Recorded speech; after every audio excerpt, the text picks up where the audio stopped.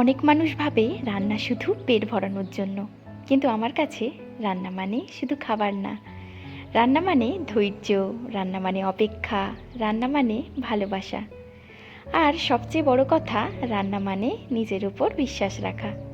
জীবনটাও ঠিক রান্নার মতোই, সব উপকরণ থাকলেই সব ঠিক হয়ে যায় না। সময় লাগে, ধৈর্য লাগে, আর বিশ্বাস লাগে যে শেষটা ভালোই হবে। আজ আমি শুধু রান্না দেখাবো না, আজ আমি একটা কথা বলতে চাই। নিজের স্বপ্নকে কখনো ছোট করে দেখো না। ছোট কিচেন থেকেও বড় স্বপ্ন জন্ম নিতে পারে। আজকে আমি তোমাদের জন্য নিয়ে চলে এসেছি ঘরোয়া খুব সাধারণ উপকরণগুলো দিয়ে কিভাবে একটু অন্যরকমভাবে নর্মাল চিকেন কষা রান্না করা যায়। সাধারণভাবে চিকেন কষা করতে আমরা প্রায় সকলেই পারি, কিন্তু আজকের চিকেন কষাটা আমি একটু অন্যরকমভাবে করে দেখাবো। তো প্রথমেই তোমরা দেখে নিয়েছো আমি চিকেনটাকে কিভাবে ম্যারিনেট করে নিয়েছিলাম। তো ঘরোয়া সাধারণ যে মশলাগুলো ছিল, জিরে, ধনে, লঙ্কা, তারপর আদা রসুনের পেস্ট এবং একটু সরিষার তেল দিয়ে আমি প্রথমে এই আধ ঘন্টা মতো ম্যারিনেট করে রেখে দিয়েছিলাম। এরপর আমি আধ ঘন্টা পর প্যানের মধ্যে কিছুটা তেল দিয়ে সেই তেলের মধ্যে চিকেনগুলো দিয়ে হালকা এই 1 মিনিটের মতো করে ভেজে নিয়েছি।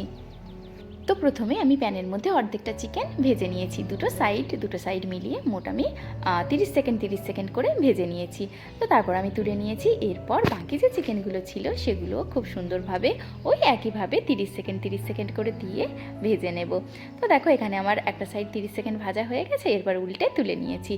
এরপর প্যানের মধ্যে আমি বেশ কিছুটা সরিষার তেল দিয়ে ফোড়নে দিয়ে দিয়েছিলাম এলাচ, লবঙ্গ, দারচিনি, গোটা জিরে আর তেজপাতা। তারপর দিয়ে দিয়েছিলাম কিছুটা পেঁয়াজ কুচি, আর তারপর দিয়ে দিয়েছিলাম একটুখানি আদা রসুনের পেস্ট। তারপর দিয়ে দিয়েছিলাম কিছু গুঁড়ো মশলা, হলুদ গুঁড়ো, লঙ্কা গুঁড়ো, জিরে গুঁড়ো, আর তারপর দিয়ে দিয়েছিলাম একটু ধনে গুঁড়ো। তো সমস্ত কিছু দিয়ে খুব ভালোভাবে নাড়াচাড়া করে নিয়েছি। আচ্ছা, এই সময় আমাদেরকে দিয়ে দিতে হবে একটু নুন। নুন না দিলে সমস্ত মশলাগুলো থেকে তেল ছাড়তে দেরি হবে। তো দেখো এরপর আমি নুন দেবার পর মশলা থেকে তেল ছেড়ে গেছে। এরপর ওই ভেজে রাখা চিকেনের টুকরোগুলো খুব ভালোভাবে প্যানের মধ্যে দিয়ে ঢাকা দিয়ে দেবো। আচ্ছা, ঢাকা দেওয়ার আগে আমি দিয়ে দিয়েছিলাম দুটো মাঝারি সাইজের টমেটো একটু স্লাইস করে কেটে, আর তারপর দিয়ে দিয়েছিলাম 4-5টা মতো কাঁচা লঙ্কা।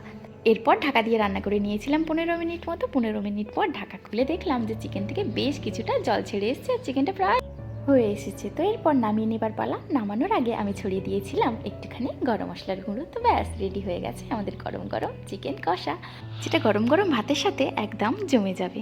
জানো তো, এই রান্নাটা শুধু খাবার না, এই রান্নার ভেতর লুকিয়ে আছে একটা লড়াই, একটা স্বপ্ন, আর একটা বিশ্বাস যে আমি পারবো। তোমাদের যদি আমার এই ভিডিওটা একটুও ভালো লেগে থাকে তাহলে প্লিজ লাইক, কমেন্ট, শেয়ার করে